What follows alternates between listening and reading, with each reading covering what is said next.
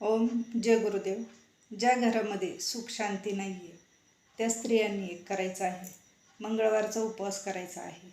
मंगळवारचा उपवास हा तुम्ही नियमित करायचा आहे.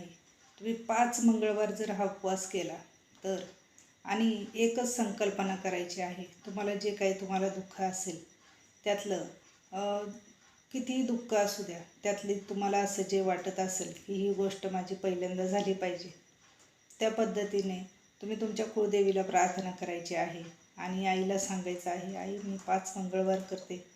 हे 5 मंगळवार होईपर्यंत मला काहीतरी ह्याच्यातलं फरक पाहिजे आणि माझी ही मनातली इच्छा पूर्ण झाली पाहिजे.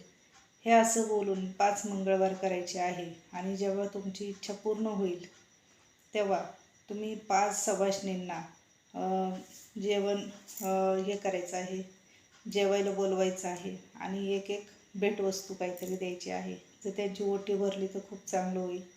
आणि ह्या अशा पद्धतीने तुमची जी काही इच्छा आहे ती आईला बोलायची आहे आणि ही कुळदेवीला इच्छा बोलायची आहे किंवा तुमची इष्टदेवी कुठली असेल त्या देवीला बोलायची आहे.